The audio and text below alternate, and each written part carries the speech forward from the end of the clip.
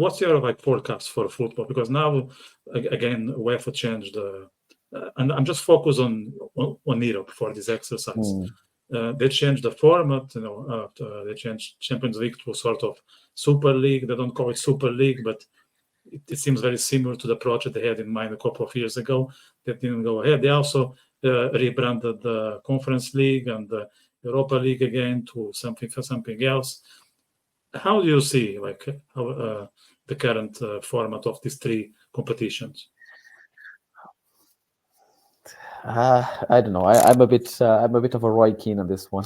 That's good. This podcast. I have to be honest. I hated the new format. I don't know. Call me old fashioned. I just been looking at this new format of the Champions League, and I'm just thinking, how, why? And then obviously the only thing that comes to my mind was obviously this was the response that UEFA put in to the creation of the European Super League. So they tried to do something within the same kind of format, obviously not the same format, but something that goes along the original plan from the Super League. Just added all the teams to it, and let's go. But from the competitive perspective, I just look at it and it doesn't add up to me, to be honest with you. I just look at it and I'm just like, this is supposed to be a tournament. It's not supposed to be a league. So in the tournament, you have your 4 teams on your groups. You qualify to the next round, to the round of 16, and there we go all the way to the final. Should be a tournament, and it shouldn't be a league. Some people disagree, say that brings more to the football, brings more. I honestly only think that only brings more to the financial aspect, and I'm also a bit apprehensive about the future regarding the football, because at that level you can see that players are getting fed up. Players are getting upset. Players are getting tired, often injured by the excess of games during the season, and it's like everything in life. I mean, if you do things to the point of orange squeeze, where you're squeezing all the juice out of it, then you have nothing left. Yeah. So football players, they are professionals. They choose their career. They play because they want to play. Then that's the profession that they choose, and they are well paid for that.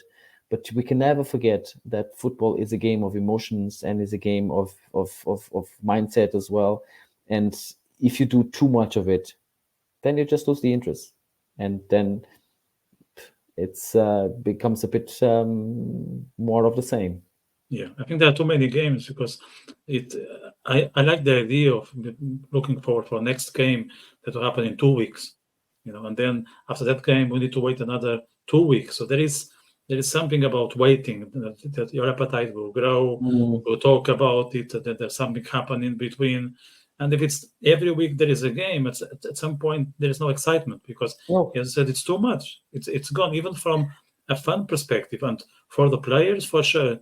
It's beyond their capacity. They are squeezing that orange as much as they can, and so at the end of the day, it's not a motorsport where the engines can be replaced.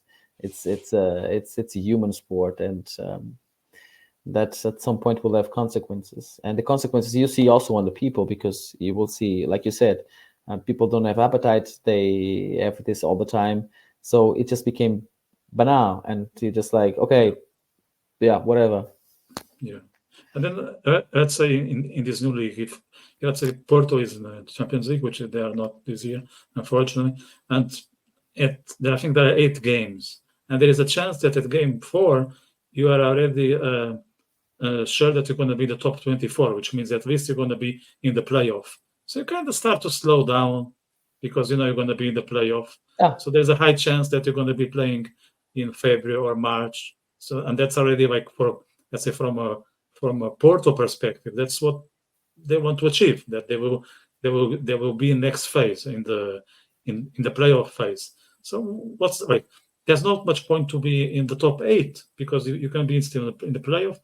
and go to the games in February or March. So I don't know. I think it's, as you said, it's too much.